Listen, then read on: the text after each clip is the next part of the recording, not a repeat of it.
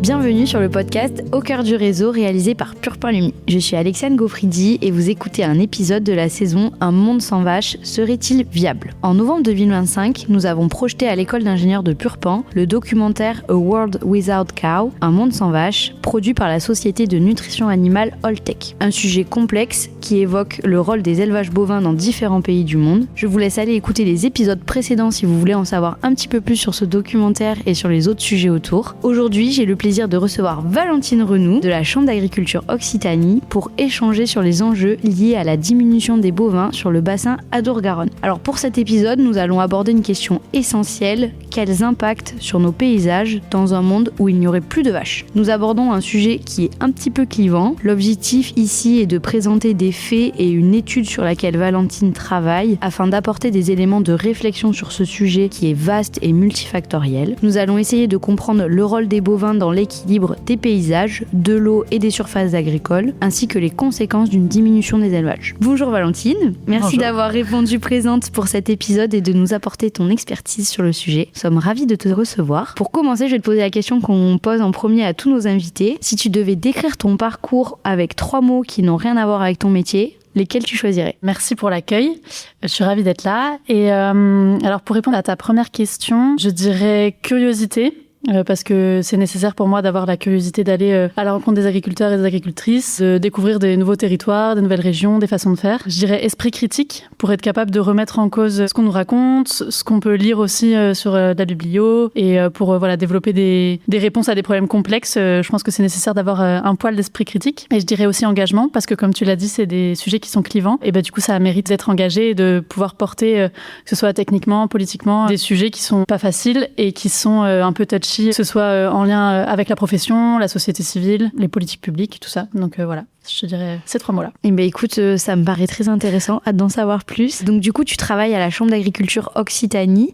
Est-ce que tu peux nous présenter ton métier et tes missions aujourd'hui à la Chambre d'agriculture ? Eh bien tout à fait. Du coup, je suis chargée de mission sur les approches territoriales. Donc je travaille en particulier sur une étude sur les systèmes d'élevage herbager du bassin Adour-Garonne. Et donc mes missions principales, c'est de réaliser des études territoriales sur des territoires à l'échelle de la petite région agricole, une 20aine de communes, pour comprendre un peu les dynamiques au sein de ces territoires-là, dynamiques passées et actuelles, pour en déduire ensuite des perspectives d'avenir face à des enjeux climatiques, socio-économiques, techniques. Et l'idée, c'est in fine, de pouvoir en déduire des perspectives pour le territoire du bassin Adour-Garonne dans son ensemble, et d'amender un peu des politiques publiques pour soutenir ces élevages herbagers face au changement climatique et face aux différents enjeux qu'ils peuvent rencontrer. C'est très intéressant, très vaste.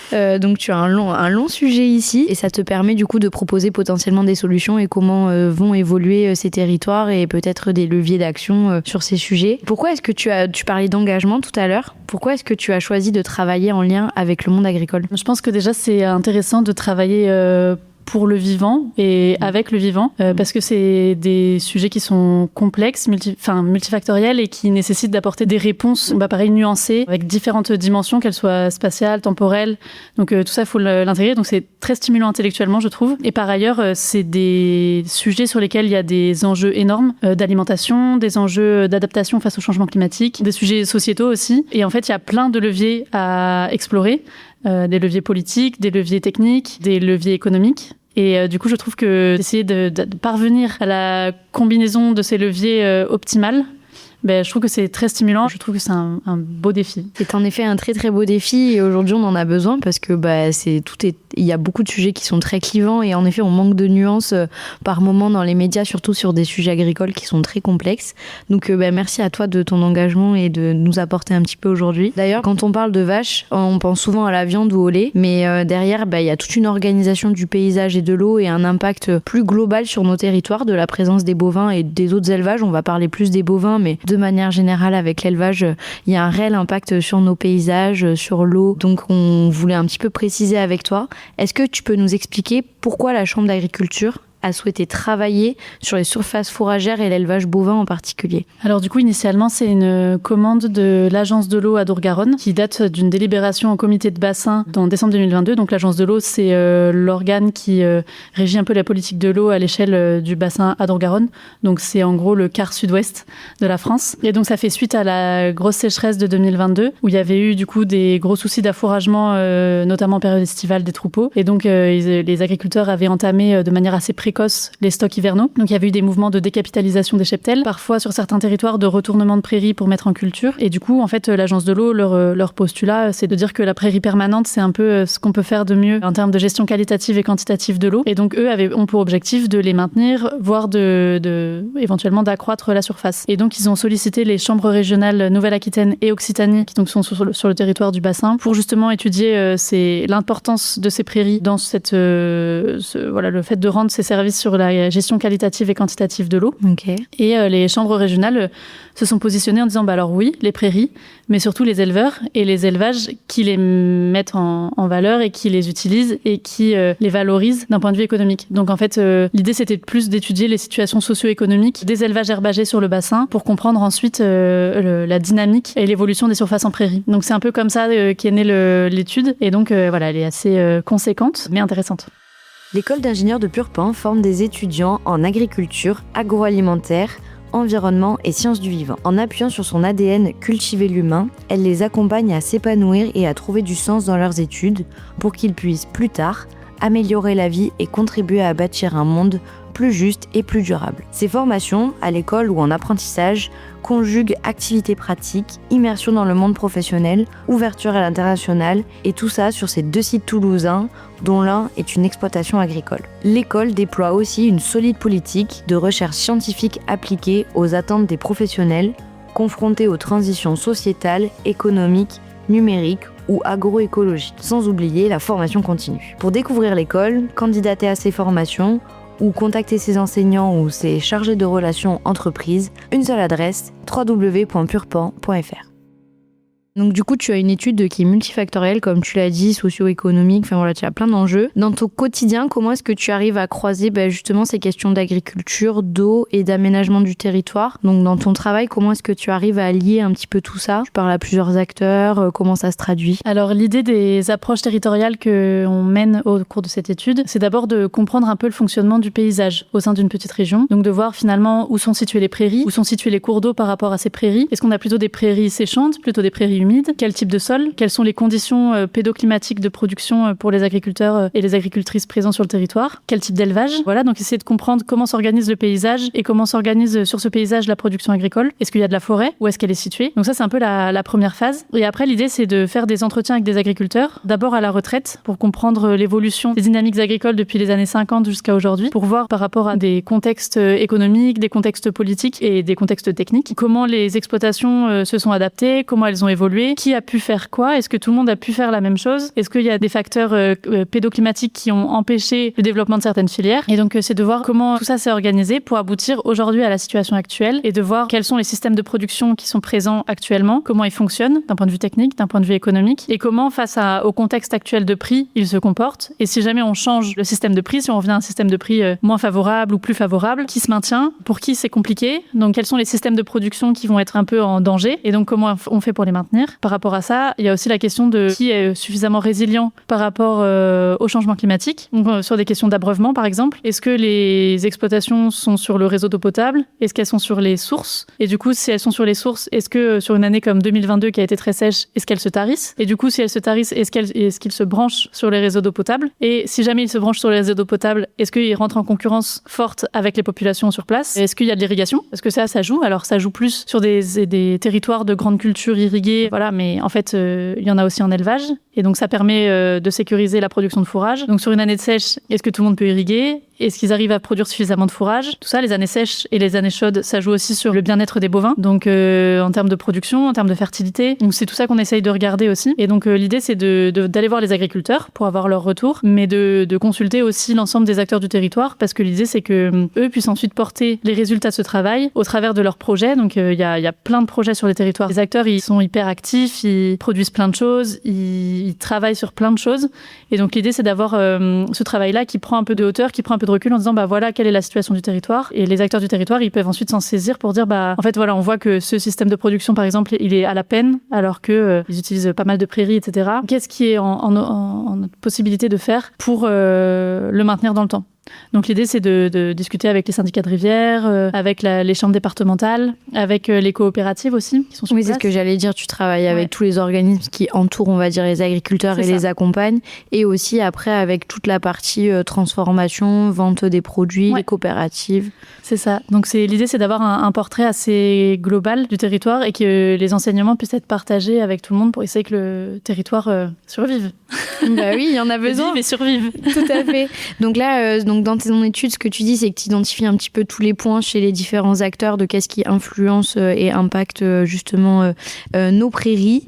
Et la question suivante, ce serait qu'est-ce qui deviendrait ces paysages si les élevages disparaissaient, notamment les surfaces fourragères qui est ton sujet d'étude. Qu'est-ce qui se passerait? Du coup, je dirais qu'il y a plusieurs cas de figure. Si c'est des territoires de montagne avec des fortes pentes, des conditions pas faciles, des conditions séchantes l'été, très humides l'hiver. Qui sont pas mécanisables. Qui sont pas mécanisables, évidemment. Alors, ce qu'on voit en général dans les territoires, et c'était le cas sur le territoire que j'ai étudié en Ariège, on a déjà des dynamiques très fortes d'enfrichement. Donc, que ce soit des fougères, des ronces, mais en fait, ça va aussi jusqu'à l'arbuste et jusqu'à l'arbre. Voilà, c'est des phénomènes qui sont progressifs, mais qui sont quand même relativement rapides. Il y a des agriculteurs qui m'ont dit, en fait, ce que vous voyez là, c'était une prairie il y a 3-4 ans et j'étais face à une forêt, quoi. Donc l'idée c'est de voir que c'est assez rapide et que inverser la tendance c'est compliqué parce que on peut remettre du pâturage, etc. Mais c'est plus simple aujourd'hui que le pâturage disparaisse plutôt que d'arriver à en remettre ou de le maintenir. C'est ça. Donc il y a ce cas de figure là, et sur des territoires de polyculture élevage où il y a quand même encore des grandes cultures et on est sur des sols qui permettent de mettre en culture, sur des territoires où il y a, je pense notamment aux coteaux du Gers ou aux plaines de l'Aveyron, tout ça, où il y avait encore pas mal d'animaux. Donc il y avait encore des territoires de polyculture, polyélevage. Donc c'est dans ce cas de figure-là, c'est possible que la prairie soit retournée et mise en culture.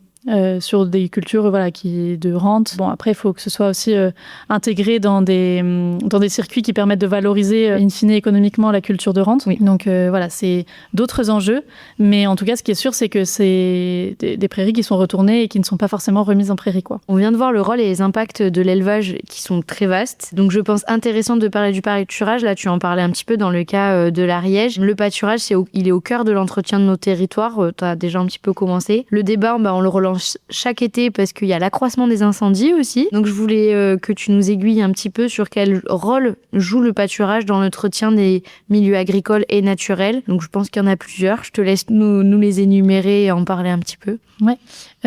C'est sûr que comme tu l'as dit, le risque incendie, il est non négligeable et c'est quelque chose qui est de plus en plus prégnant. Il y a plusieurs départements qui travaillent en fait main dans la main avec les cellules de lutte contre les incendies, DFCI, je crois. Oui, il me semble que c'est quelque chose comme ça. Les organismes avec les pompiers. C'est ça. Et c'est sûr que le pâturage permet de contrôler la dynamique ligneuse, surtout sur des territoires où on est sur des climats océaniques tempérés. Donc c'est sûr que c'est quasiment de l'arbuste qui pousse en continu tout au long de l'année. Et je pense notamment à l'Ariège, sur lequel on a un massif calcaire très long avec très peu de barrières coupe-feu, de routes, de vallées.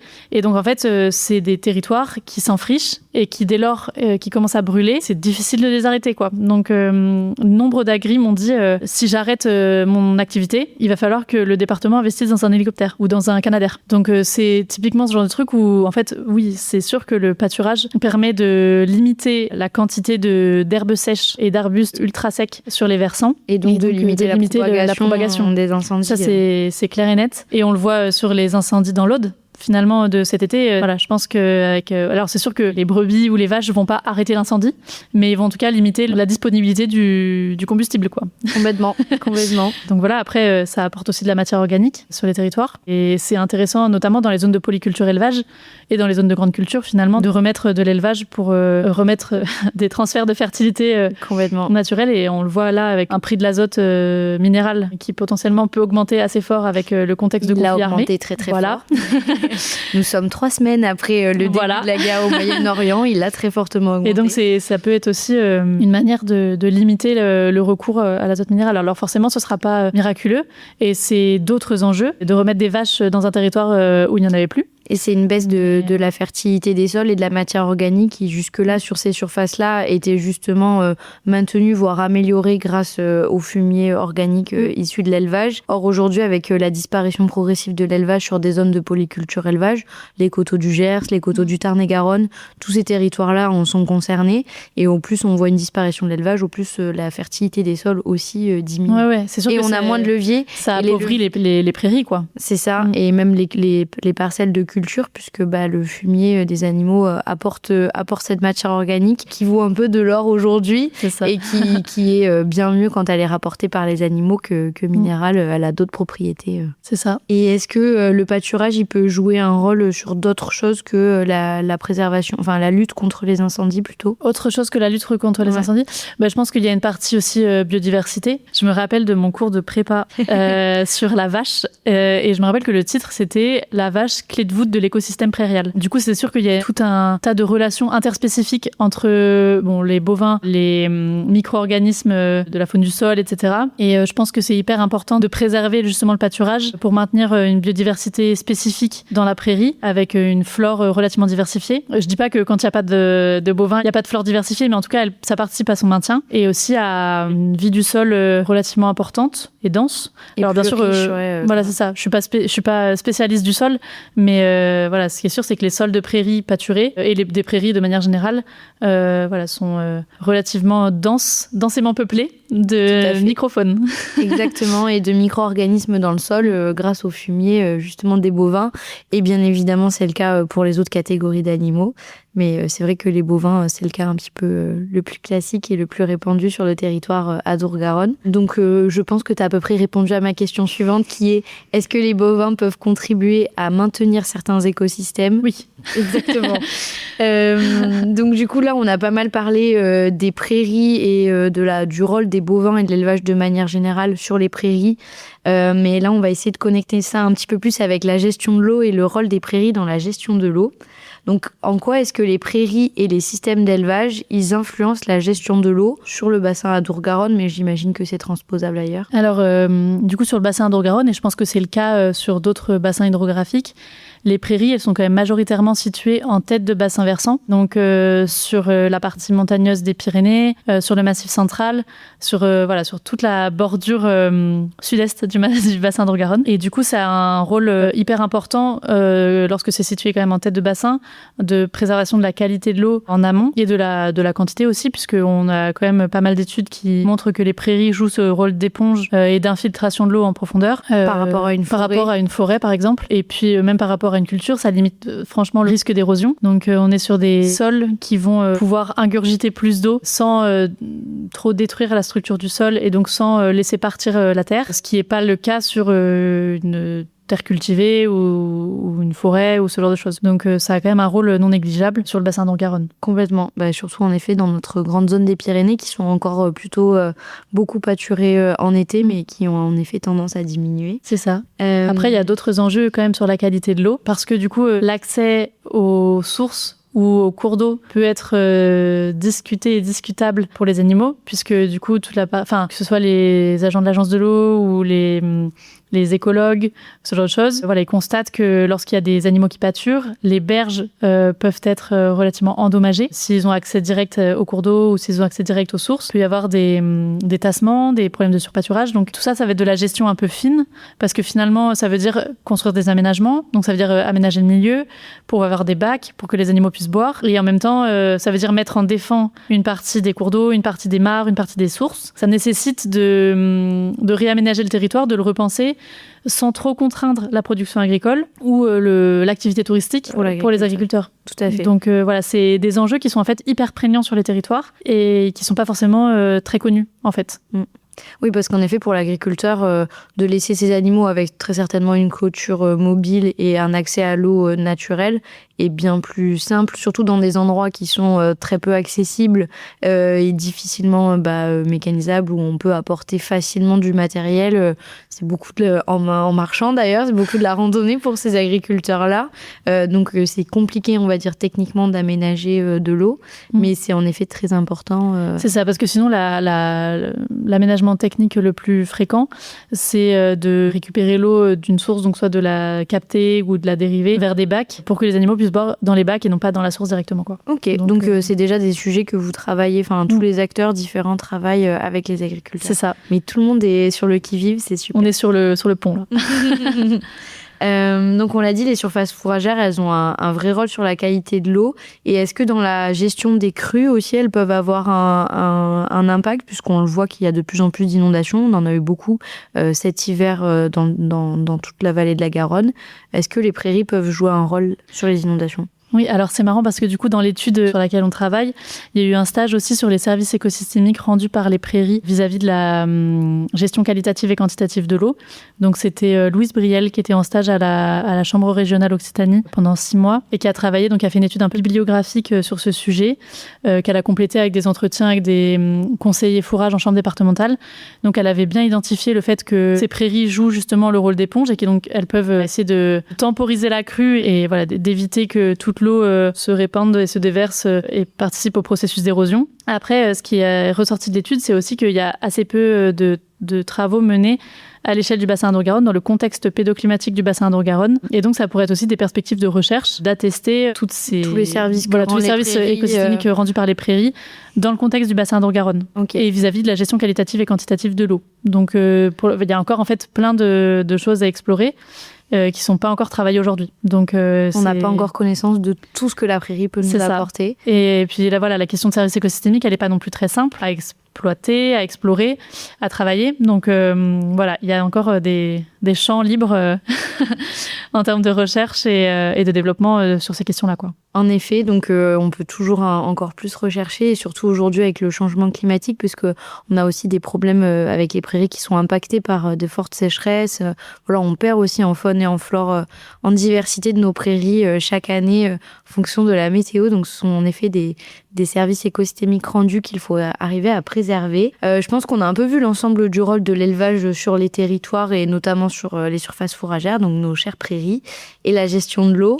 Donc le constat est clair, la diminution de l'élevage, elle a des conséquences fortes sur l'environnement et elle fait partie des leviers pour lutter contre le changement climatique aussi. Mais il faut tout de même prendre en compte ces impacts et y travailler pour les réduire, puisque l'élevage n'a pas en effet un impact neutre. Donc il faut aussi en tenir compte et essayer d'améliorer nos pratiques, comme l'exemple que tu as cité avec l'abreuvement des vaches, et essayer de faire en sorte que ça n'abîme pas nos cours d'eau et n'impactons pas. Mais donc pour terminer cet épisode, on va plutôt parler des solutions et des idées que tu pourrais avoir, et de choses qui se font déjà et des choses qui pourraient être faites à l'avenir.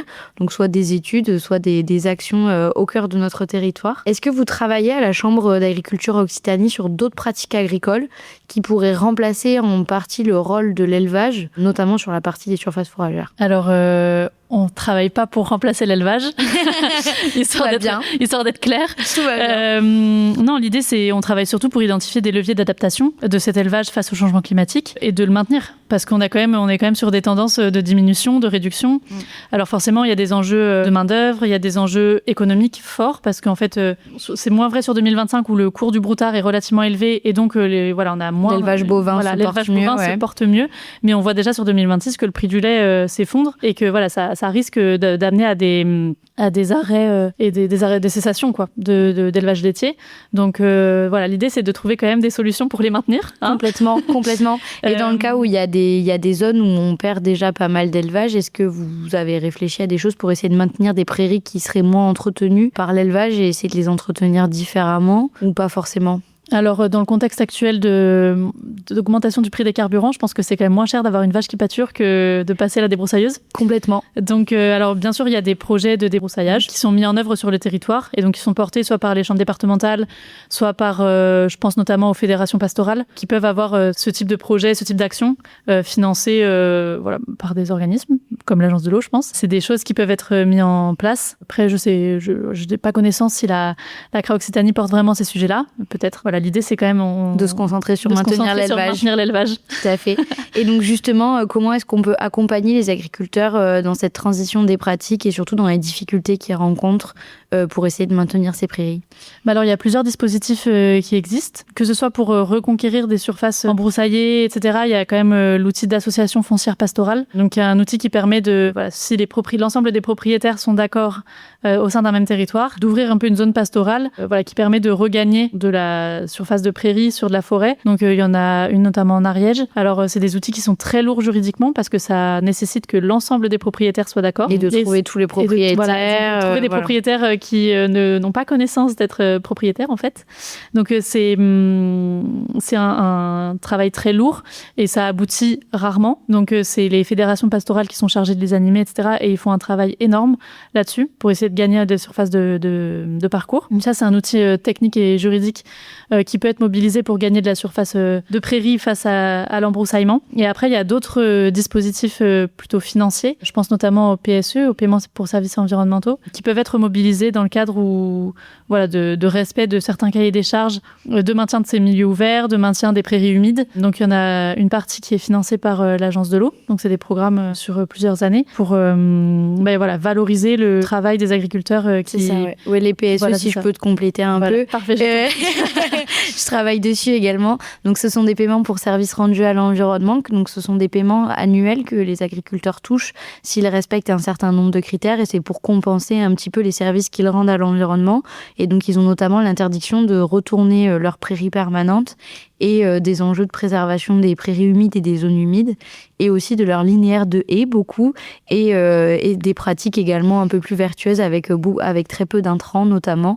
Donc ils ont des critères comme ça à respecter pour pouvoir percevoir ce versement. Et l'intérêt, c'est d'essayer de préserver tout simplement ces surfaces grâce à ce paiement-là.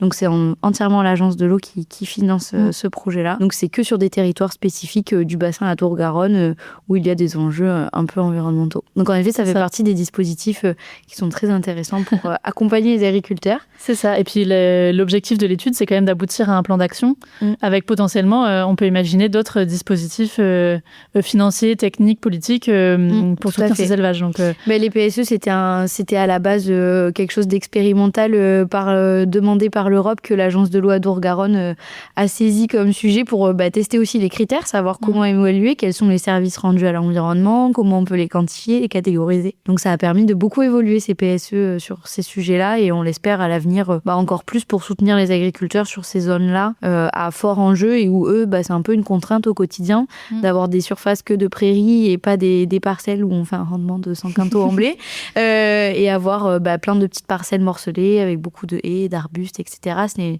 C'est un inconvénient, on va dire, au quotidien pour certains, mais ce sont des services rendus à l'environnement importants. Et c'est parfait pour la transition. Quel rôle justement, là on vient de citer l'exemple des PSE, mais quel rôle peuvent jouer les politiques publiques agricoles et environnementales sur ces enjeux-là? Donc là, on a cité l'Agence de l'eau avec les PSE, mais est-ce qu'il y a d'autres dispositifs ou d'autres sujets en cours? Il y a quand même la PAC. Tout à fait.